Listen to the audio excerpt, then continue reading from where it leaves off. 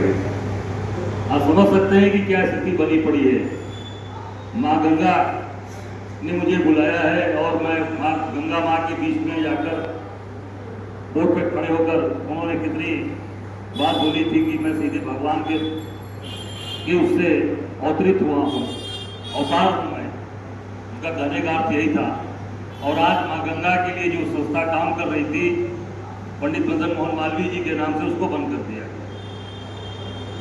दूसरा, इनके सांसद का बयान आपने सुना, क्या बोला उन्होंने किसानों के लिए।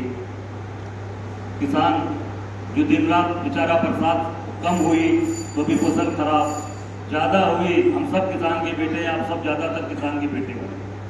ज़्यादा बरसात हुई तब भी हमारी सब्जी गल गई, हमारे अनाज खराब हो गए। कम हुई तो अनाज नहीं हुआ, सूख गया।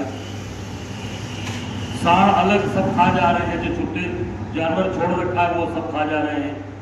और उससे परेशान है, बिजली इतनी महंगी कर दी, अनाप शनाप बिजली के दाम हो गए। स्मार्ट मीटर लगाया जा रहा है लोगों के घरे पर, और वो भी स्मार्ट मीटर अडानी जी का है। वो गंगापुत्र के रहते बीएचयू जो केंद्रीय विश्वविद्यालय है उसको बंद कर दिया गया। अब जब इतनी बड़ी जो संस्था जो काम कर रही थी माँ गंगा के लिए सफाई, और किसान को गाली दिया कंगना राणावत ने, कहा कि जब वहां पे धरना हो रहा था तो मर्डर हो रहा था और रेप हो रहा था महिलाओं, और वो देख रही थी। उनके पास वहां से स्पेशल कैमरा लगा था, उस कैमरे से देख रही थी।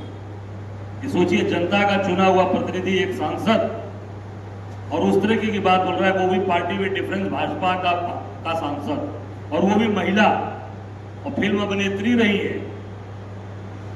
और बाकी हमारे नेताओं के बारे में अनाप शनाप बोलती रहती है। तो मैं समझता हूं कि ये जो नशा की बात करती है, खुद पूरे नशे में रहती है, हमेशा नशे में रहती है। और जो हमारा मूल है इस देश का, जो हमारे रगों में खून जिसका बह रहा है किसान का, हम लोग किसान पुत्र हैं, उनको गाली दिया, ये हम सबको गाली दिया इन्होंने। मैं मोदी जी से कहूंगा, भारतीय जनता पार्टी नड्डा से कहूंगा कि तत्काल कंगना राणावत को पार्टी से निष्कासित करें और उनके ऊपर कठोर कार्रवाई करें। माफी मांगने से काम नहीं चलेगा और उनके बयान से अलग होने से काम नहीं चलेगा कि उनका व्यक्तिगत बयान था। वो आपकी सांसद है, उनको तत्काल भारतीय जनता पार्टी से निष्कासित करिए, ये हमारी मांग है, ये हम सब लोग चाहते हैं। अभी बड़ी बड़ी बात, मैं बनारस में नहीं था, बांग्लादेश के नाम पर आपने यहां पर कि हिंदू वहां कट रहा है, वहां हिंदू मारा जा रहा है, और पूरे बनारस के अंदर आपने पूरी यात्रा निकाली और सब भाजपा आरएसएस के लोग थे उसमें, और अराजकता आपने फैलाई उस दिन पूरी यात्रा निकाल के। मैं पूछना चाहता हूं यहां के सांसद और देश के प्रधानमंत्री जी से, ये बताइए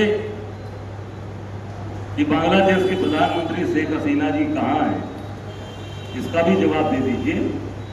हिंदुस्तान की जनता को, बनारस की जनता को जहां दोहरा चरित्र आप दिखा रहे हो, एक तरफ हिंदुत्व को बचाने की बात करते हो, हिंदुत्व की रक्षा करने की बात करते हो। कल योगी ने कहा, मैं जी कहना चाहूंगा कि शेख हसीना कहां है, इसको भी तो बताइए हिंदुस्तान की जनता से। बनारस की जनता जानना चाहती है। जितना बड़ा आपने पूरे भाजपा आरएसएस के मिल के यात्रा निकाली, ये काशी की जनता, देश की जनता को बताइए कि बांग्लादेश के प्रधानमंत्री को कहां आपने छिपा रखा है। कि आज जो स्थिति सामने चल रही है समाज की, आप देख सकते हैं कि गंगा पुत्र बनकर आए थे मोदी जी, मां गंगा ने बुलाया।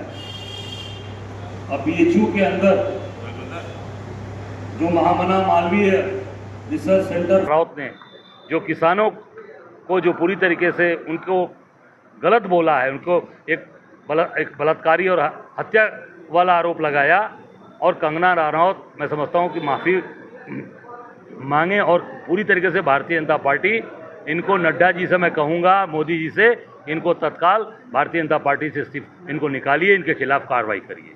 कंगना राणावत को एक अभिनेत्री है, उसके बावजूद ऐसा बयान दे रही है, क्या कहेंगे?